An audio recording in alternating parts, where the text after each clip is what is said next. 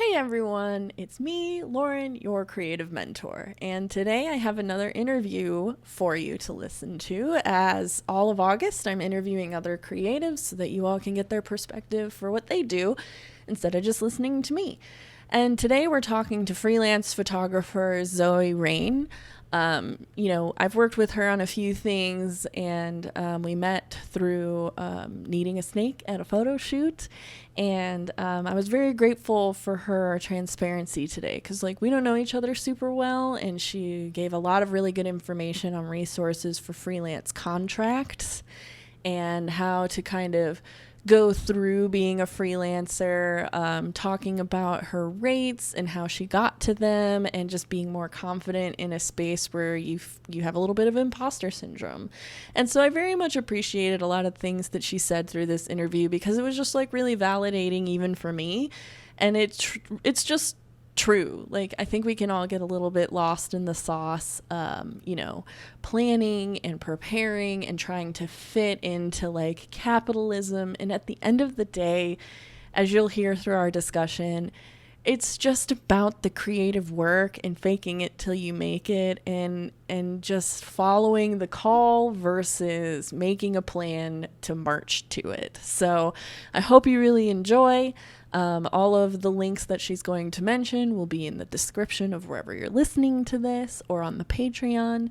And I hope you guys enjoy this as much as I did. All right. So, hello. Welcome to the podcast. Glad you could make it. Thank Um, you. so for those who don't know, I've already kind of done a little introduction before this, but who are you and what do you do? My name is Zoe Rain. I'm a photographer and videographer. Kind of all the things I do. Living in Chicago. Um, yeah, covering a grand spectrum of subjects. I do a lot of random things within that realm of vocation. So then, like, walk us through kind of how you got to where you are now. So like, did you go to art school? Like, how did that kind of work for you? What was your perspective going through all of that? Like, where did you begin to get where you are today? Wow, such a big question. Like, let's see. I always loved photography. I was always an artistic kid, and that was just a side hobby. I grew up in a space with very academic and like scholarly parents that kind of the goal was to go to a Ivy League school if I could afford it, or just go to a college and do something that was safe and made money. Um, so I always did art as kind of a fun side thing, and was in high school taking photography because I enjoyed it, and it filled my OCAD art credits, which was a plus. And not really knowing what I wanted to do, and kind of becoming a senior where I was definitely not going to college and having uh, issues at home where I kind of fell off the boat and was less concerned with SAT stuff and more concerned with just like getting my ass to school. I kind of just like tapped out and really wasn't um, engaged with the world and kind of in a really shitty kind of angsty place, and was loved photography and always made it to that class. And there was a mentor that came in, and he did like weddings and engagement photos at the time, and part time would come and kind of help the kids that were not doing great, which was me included, kind of do their assignments on time and learn how to take photos. And I had no idea that you could actually make a living taking pictures. It was like the most surreal kind of like, I just always thought it was a hobby or something, that, couldn't make any money. And I just kind of made a decision that, all right, I'm not going to go to college and I'm going to just pursue this full time. And I got out of high school, was doing, my senior project for graduating high school was like senior portraits. And then I was doing, weddings with this photographer and kind of trying to gain more work. But ultimately, the end goal was to do weddings. Like that was, as like my mentor, that's what he did. I was like, that's the pinnacle, that's the peak. Like that seems like a dream job. Great, whatever. Like that's the goal. And through him, I also met a local artist, Macklemore in Seattle, kind of right when he was rising to a pretty large success. Is like he's the biggest independent artist to actually, his views and his winning Grammys as an independent artist had never been done before. Um, so I started shooting music videos and going to shows, and I was like a 20-year-old kid being snuck in. Like I couldn't, these 21 and up bars. But I just kind of stuck around and learned a lot by doing that. Got into more live music stuff. Went to a year of photo college in Seattle, which really taught a lot of the basics of lighting and the technical aspects of very very basic kind of old school thinking of. I mean, there was my teacher had been shooting on film his whole life, like shooting airplanes on film. So you take as much as you can from it's kind of the old age to the new age teaching. Yeah, older generations teaching new generations. And on the summer of that, it was a 2-year program. I got called and asked to go on a 3-month long world tour for Macklemore, Ryan Lewis. And so I immediately called my professor and was like, I don't know, like I don't want to. I feel like I need to finish this school. And he's like, what's the point of school? It's to get jobs. This is a fucking job. Like, you be an idiot to not take this. Like, drop out. And if you want to come back, which you won't, like, you'll have a space for another second year. And so was on a flight to, I think we were in London was the first stop within a week of that phone call as like a 20-year-old kid. And had never been to, I've been to like one space in Europe, and that was like I got to see like 30 cities and the most incredible things in the span of 3 months, and got to be paid to do what I love, which was kind of the most unreal experience, which I think it puts me in a space of like right place, right time. And yes, I got really good at what I do and learned a lot. But it's hard when people ask like, how do you become a tour photographer? I'm like, well, I just got lucky and I found the right person and I served them really well. So I did that and then met someone and fell in love, a girl that lived in Chicago. And at the end of that tour, I packed all my stuff in a U-Haul and drove to Chicago and was like, we're going to date and I'm going to do photos here. And she was like, no, we're not. I eventually convinced her, and I've been here ever since.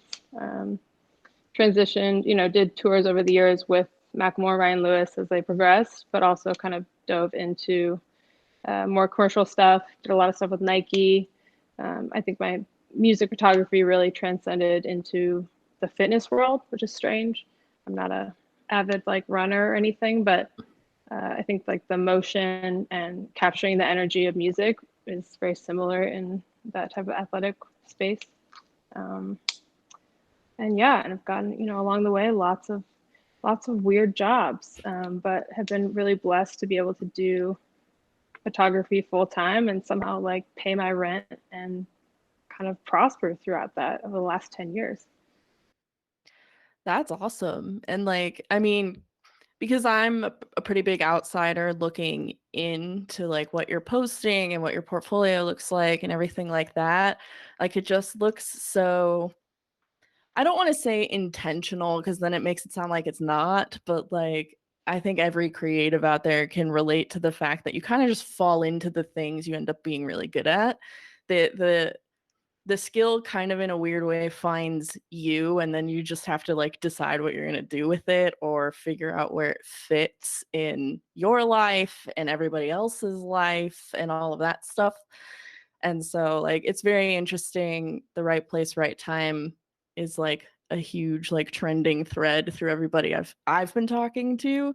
And in a sense, like kind of how we connected because of like Reuben the snake. Like you needed a snake, and like that was my avenue into kind of this like creative entertainment place that is very chaotic to exist within.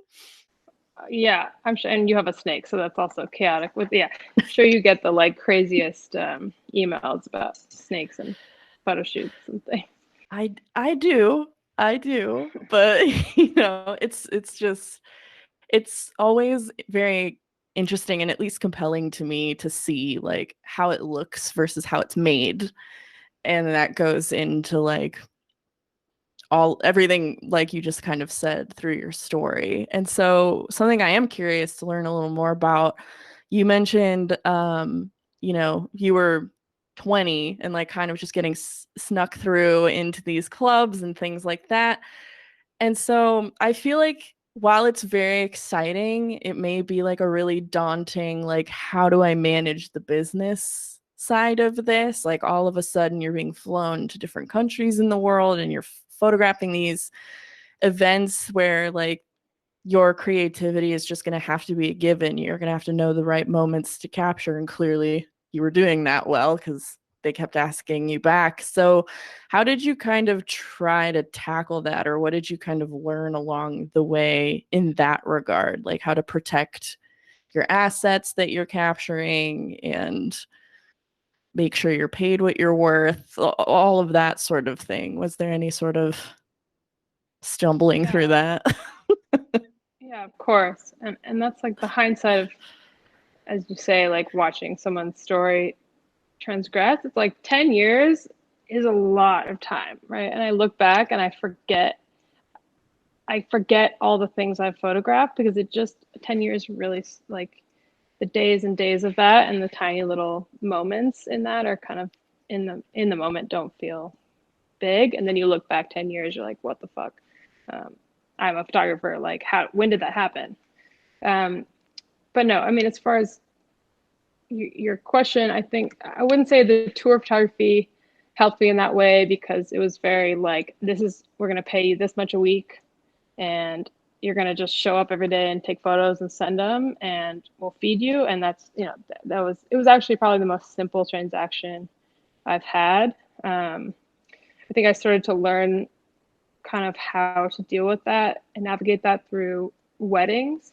Like one of the best first advice I ever got was within like having a meeting with a potential bride and groom. And you're like, if you have a gut feeling about it, or if they are asking for things at a discount, they're going to treat you like a discount. And you should like follow that gut. And it's not worth it. Like, it's not worth it to like, you know, there's ways to discount friends and family and to like make things work. And I'm all about doing that. But if it feels like you're being taken advantage of from the get go, they're going to take advantage of you the whole step, every step of the way. So I think that was like a number one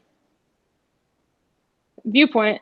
And being young and needing money, like especially an artist starting out, like people undercharge and they get paid less and they're expected to do more because you need the money. So you're like, okay, I'll do it, fine.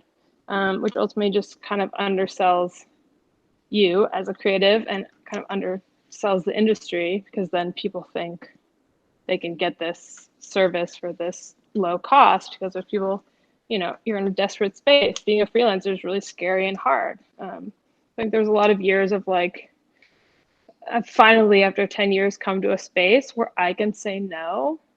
And that's a blessing because most of the time I mean, it's $300. Maybe you should be being paid 3 grand, but $300 right now will feed you. And so that was like a space, a hard place to be, to like learn how to say no and really, or ask for more. Because I think anytime I've been asked to do something for less and not appreciated in the get go, like the whole project ends up being a nightmare. I don't know if you've dealt with that as well, on your end, but I think that's those Yeah. clients, you're just like, you, you're asking for a discount, but you're making me work 10 times as hard as people that are paying my full rate. Yeah, and it's scary to like advocate for yourself when you know like your cards aren't very good and like just it's very hard to like have the audacity to Hmm. like be to ask for what you want and what you need. And I think like that's a very chronic thing in our industry, no matter what your specific skill is, like advocating for what you want, because even though it's our skill and we know what it's worth, it is a supply and demand at the end of the day. But through like talent agencies kind of starting to gather all of this data like the last 5 years, I don't know if you've ever really like looked at them, but there's like a ton of data everybody's collecting now, and it's like you're learning all these averages of what people pay and what people sell and like all of this stuff. There's a salary guide that I talk a lot about that one of the creative talent agencies in town makes. And so like any once I learned about that, it was game over for anyone who wanted to hire me. I was like, there's a standard and everybody has access to this. This is what you're going to pay me or I'm not doing this. Oh. And that helped a lot, and it's been empowering a lot. Like I learned that 3 years ago, way too late. So it helps when you feel like there's information to back you up, but when you're like just starting out or you don't know what you're doing yet or you don't know how to do it well yet because it's scary to be new at something, it's a mess, and it feels like a mess, which sucks. So, but like I've Yeah. never heard anyone put it the way that you just did. Like they're going to just take advantage of you the whole time if they start like that. That seems obvious, but it's not. You don't think about it. Right. You're like, I gave them a discount. They should be treating me like I gave them a discount, like I did them a favor. But no, it's not like that. I think being a woman in the industry, of course, is like majorly harder than even just the baseline of being a male. I've really contemplated changing, my business structure to. I think Zoe is a little ambiguous, but to a name that is like even Rain Studio, which I like being under, something that doesn't necessarily imply that I'm a woman. Also, I've worked with trying to have male managers because I've just seen the difference. Even emailing under a man's name, like it's night and day as far as how you're handled and treated. Um, but I'm curious. Your thoughts on. I want to see that price. What you're speaking of, because that's super interesting. I feel like half the time I see those, and the rate is like for a photographer at least, and setting of looking at rates for photographers, it's lower than what I'd want, and I'm like, okay, because I've gone into jobs which is recent this year of like me being like, fuck it, I'm gonna ask for what I'm worth and like stop feeling like shit for asking for money because like it's business. They're selling my photos and making money. So like I get to ask for money. I'm not being ridiculous. I've gone into jobs being like quoting $75,000 and they're like, oh, we were thinking like 4 grand. Where you come to a place of like, okay, that's fine. Hope you find someone, right? Like to the point of normally 2 years ago, I would have been like, okay, maybe we can make this work for like, okay, I'll just like take some cuts and like I'll do it really cheap and I'll like, no, like good luck. And hopefully you're gonna find out that like that's not gonna you're gonna get a beginner or someone that's totally just bottoming out and you're gonna get a shitty product. Um, and also just how like pricing wise, I think getting into the commercial world that you're bidding jobs where like a few years ago, me putting $75,000 on an estimate is like unreal. Like I would want to faint. Like I'm like, how would anyone ever? That's crazy, right? How would the numbers add up to that? Um, but then slowly bidding jobs and getting them, or looking at examples of estimates. Um, there's a website I love, and I will have to remember it and mention it. I think it's Workbook, maybe not. That has examples of um, bids for photographers specifically that are have been they go through how they bid it out, and then if the client approved or like the notes back. So you can see these like real time estimates. And then I've just totally based my estimates off that, like word for word, line for line, like, okay, that rate worked, great. And then you come in at that. And if you get a job for that, I copy paste that estimate for a new job and I rework it to that job. And I'm like, all right, great. This is what um, a makeup artist costs for a day. This is what a trailer will cost. This is what my day rate generally has. I've gotten jobs that have been like, this is cool. And so you slowly like build on that repertoire of kind of, okay, this past job paid me this. Maybe I'll raise my day rate by $200. And then you keep kind of building. But it's a lot of like trial and error, which is, the not helpful part of it. But I think there's a lot of resources online that are a good baseline, like you are talking about this kind of price guide. Yeah, and I feel like the last few years specifically, like those all started to pop up, or I don't know, maybe I just entered a space where people knew about them and now we're all like murmuring amongst ourselves and sharing it and stuff. Right.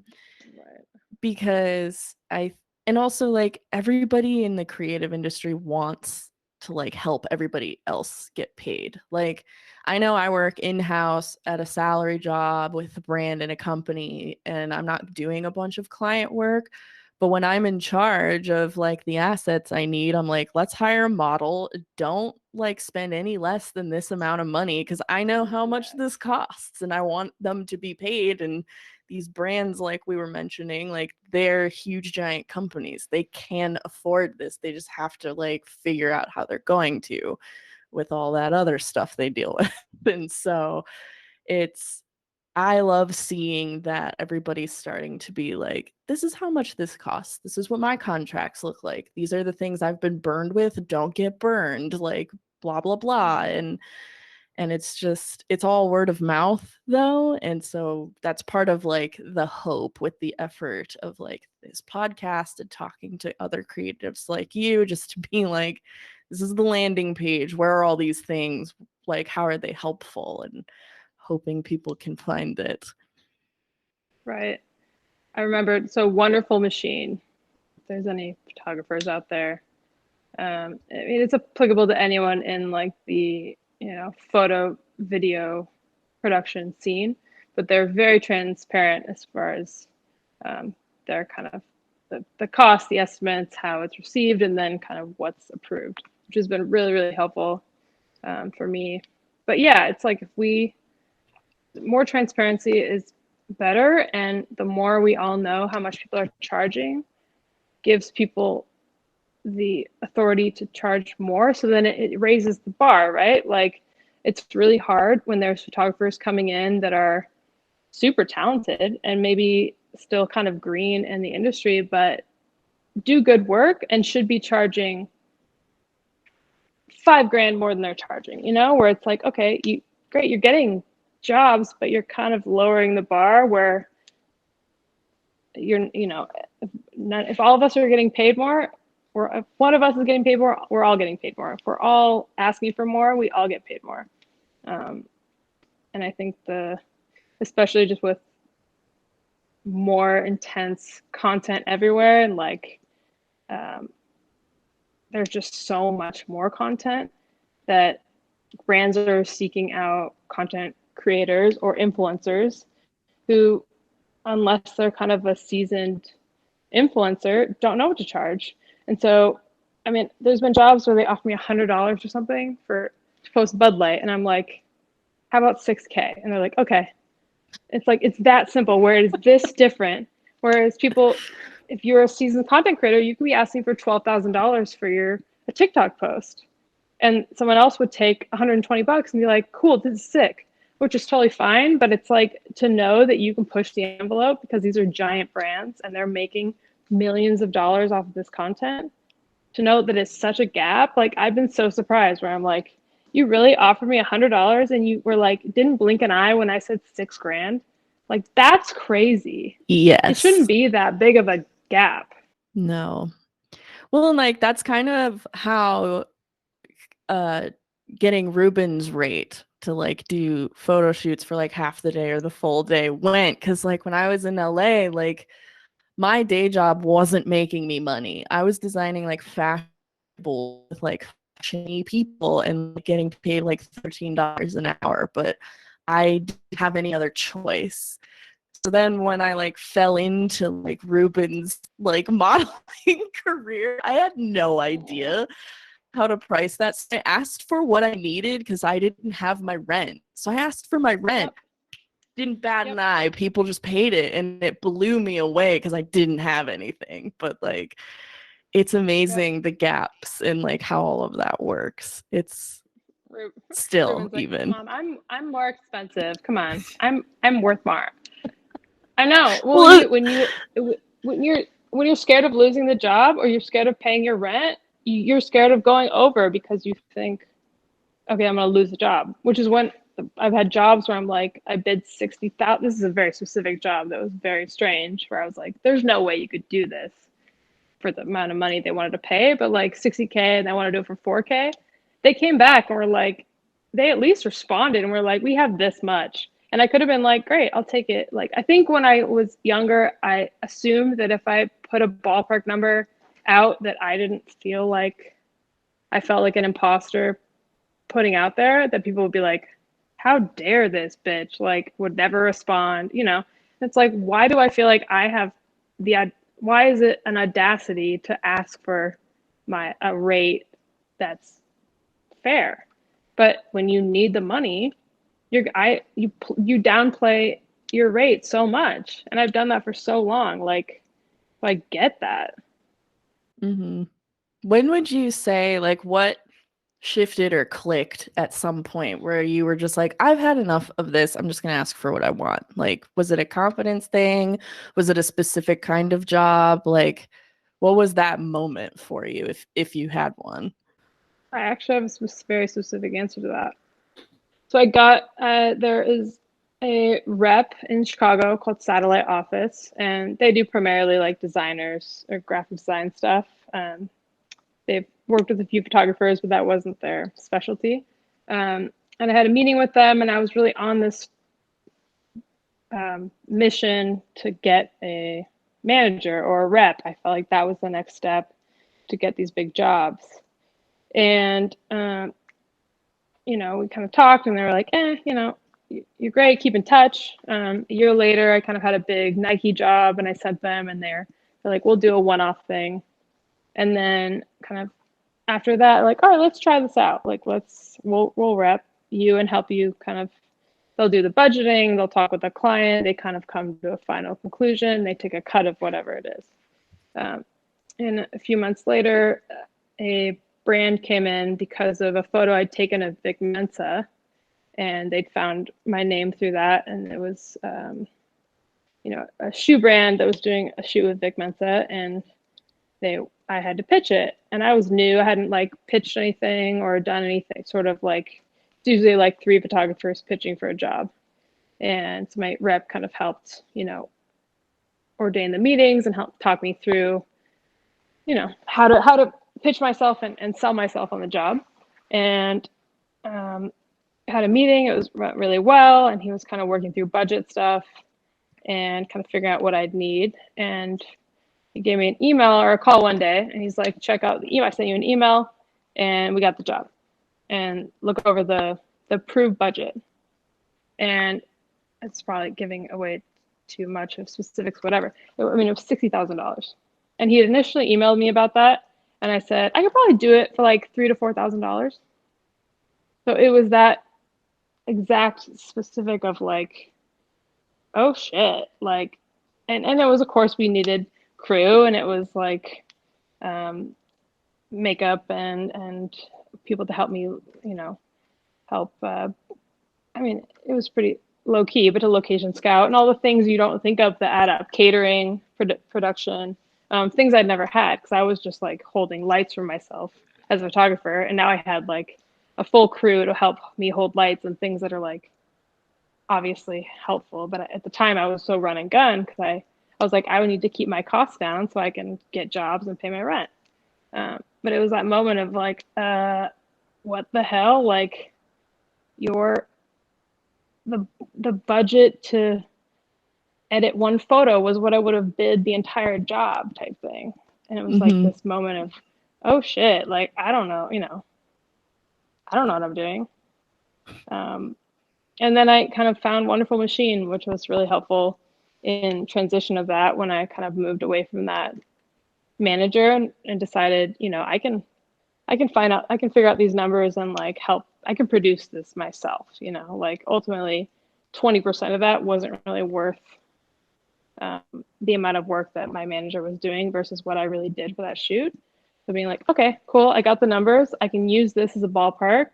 I made an entire, like, I basically copied how he did and estimated that out, and then started having those numbers to plug into other jobs and see how it worked. But that was, yeah, that was a start. Well, and I find too, once you find someone somewhere to partner with, like for me, it was recruiters getting, creative temp work just to see what it all was. But until I like saw how they charged for them and for me, and saw what people paid to like have them, because the recruiter in real life for companies, they do the work the company doesn't want to do to find you, and like that's the Right. deal, but it comes out of Right. like your work, and it's like it's a little weird. But until I like saw how that worked and just asked them a million questions, is my portfolio okay, what should my resume look like, blah blah blah, then like they have all the answers and you're like, okay, now I'm an expert. See you later. Thanks. Right.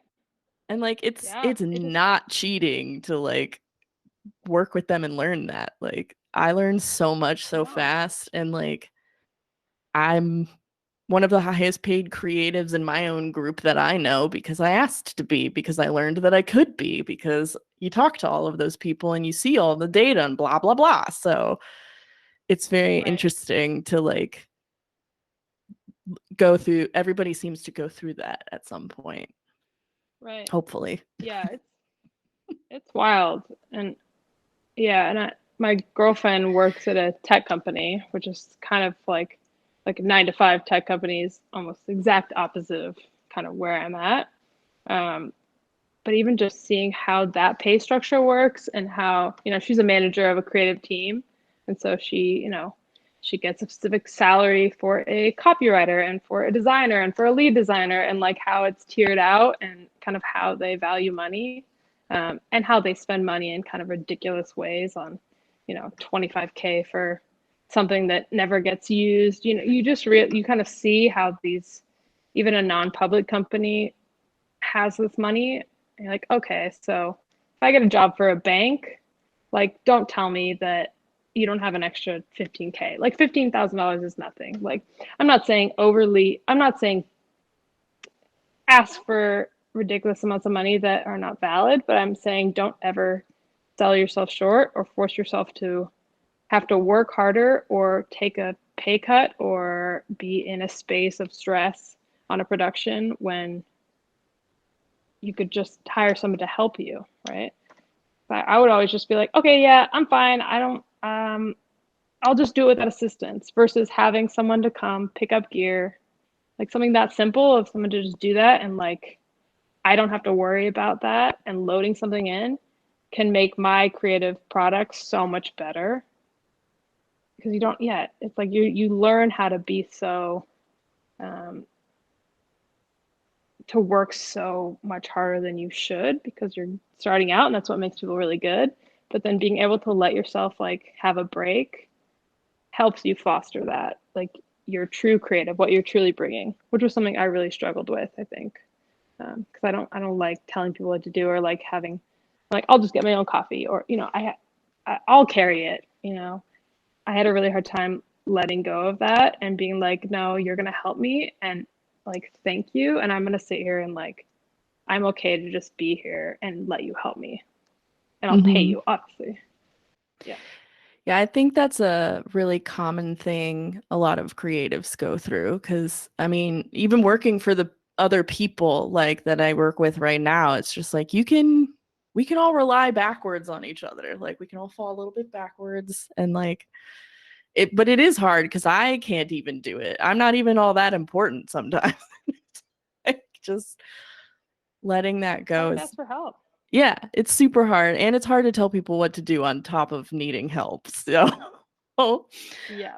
but something like you kind of started to talk a little bit about, and I think is something I don't see a lot of conversations around, is like you kind of start at the bottom and then you wake up kind of wildly one day and you're like, I have this whole thing I built and now I'm actually seeing it. And like, I feel like a lot of people who grow, um, managing that growth is like following them, not happening with them. Was that sort of something like when you were kind of growing into a studio now versus just you? How did you kind of pick out, or was it happening along the way? Like, when did you kind of realize, like, I'm going to now build this and actually push this thing I'm making forward versus just me, like, scrapping it out here? Right. Um, I would say I'm really not good at like planning ahead. I'm definitely not someone that is like premeditating things. So on my personal end, it kind of just happens, and I kind of look around like, oh crap, it wasn't this like, okay, in October we're gonna open the studio, in November we're gonna do this. Like we haven't even had like a studio opening party, which is desperately needed. I don't sometimes I forget to post on Instagram for like 3 months. I'm like, oh yeah, that's a thing. Like I'm very much the like free spirit of the type, not the type A personality type. And so I think life just becomes around me and I kind of look around like, oh crap, like this happened. I think there's innately like something in me that I'm an Aries, so I'm like very fire sign and I get bored with stagnation. So I think something deep inside me is constantly pushing me to do things because I'll get bored. But I wouldn't say that's like me and like a mental genius or like planning that out. I would say I had a rain studio, a few years ago where I was living in Pilsen, and then they kind of changed the zoning of where we were, and um, it couldn't be a residential space, and so we had to move out, and I moved to the building I'm in now, and was kind of fine with not having a studio space until I was doing more like commercial product work, which really require, with heavy props, it really requires a space to like prep and just have gear and know the lighting and be able to kind of work at your own pace. And so that's where the need for a studio space came in. And initially I was renting it. And then the owner was like, I'm done dealing with the spot and it's up for rent unless anyone wants it. And so I was like, hell yeah. I have some like friends and my assistants and people that I work with, creatives that I love, that would love to take over. So that's kind of how that happened, but didn't feel premeditated until kind of looking back and kind of saw the whole trajectory of it. Well, and I think a lot of people think to have a studio space or anything like that, like you have to have, I'm one of these people, you have to have like a plan or it's not going to work. And like, I just don't think that's true, really. You just got to find a way to pay the rent, which Peer Space helps. Like people rent out our space and it, takes a lot of the load of rent off. I had to make a business plan to get into it, which was like maybe it felt like I was back in school, like one of the most difficult things to just do because I had to take a look at like my whole career, 10 years of it, look at the financials of it, it was like, what do you want to do? What market are you in? What is your lead? What are your customers like? What is your lead competition? I was like, I don't fucking know. Like having to actually think about that shit, I'm like, I don't want to know that stuff. So that felt like the most epically business person I could ever be. And, it's like a 25 page, it feels like a college essay paper. It took me so long to do. But it was a great like push to do that.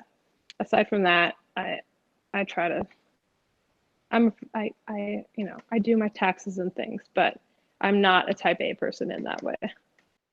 So when you were building that like plan, did you like take a class for it, or did you just like find someone and be like, what do I do? Help me make this. Like, how did you kind of navigate that part?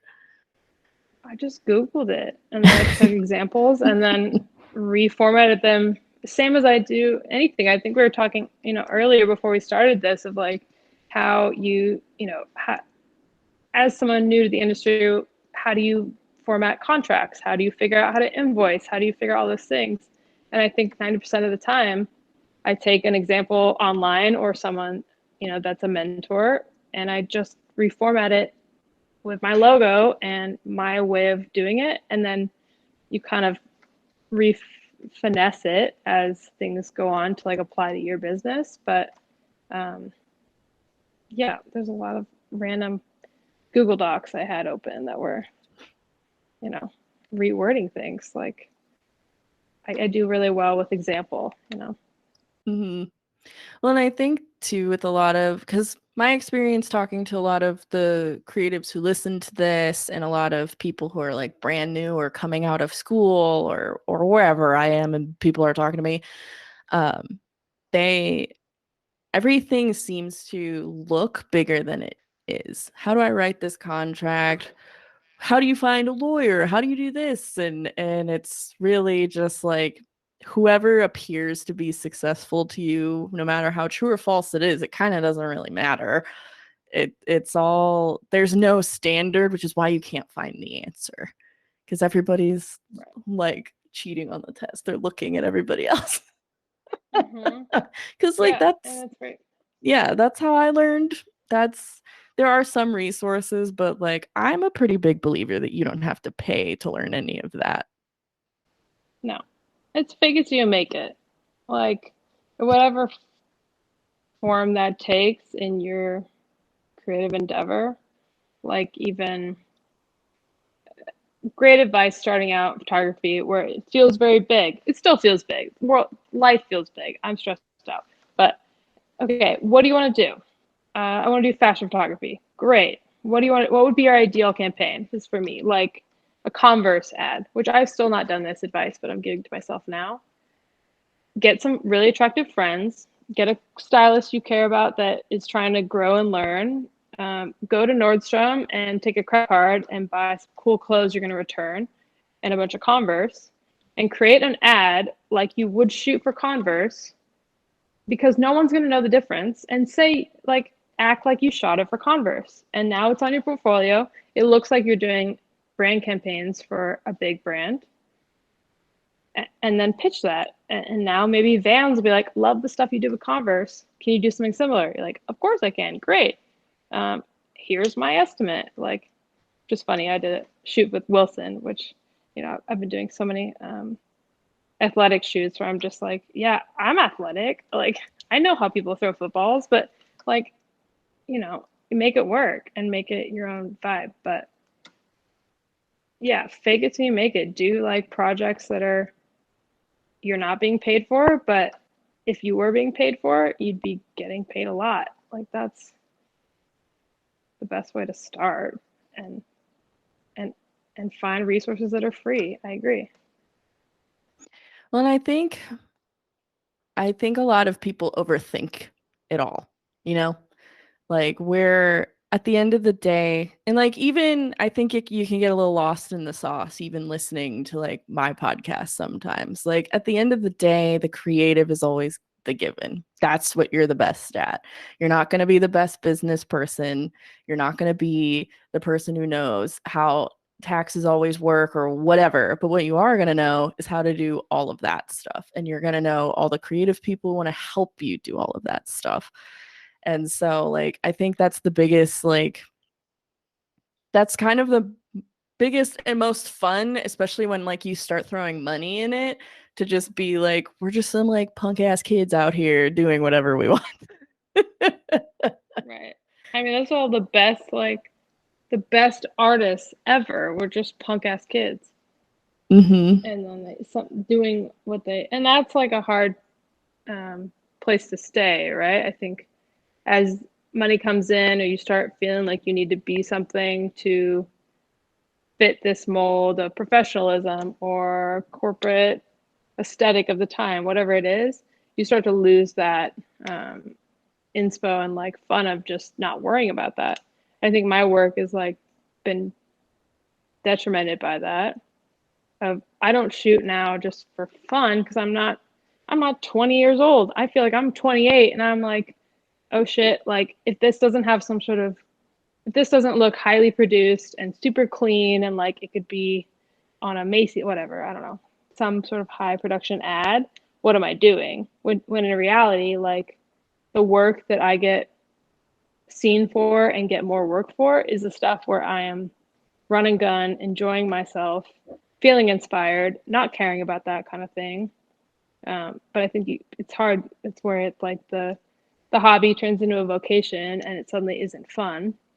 And trying to like rekindle that inspiration when you're beat down by the man and you're like, you know, feel like you need to be this XYZ to be getting more work.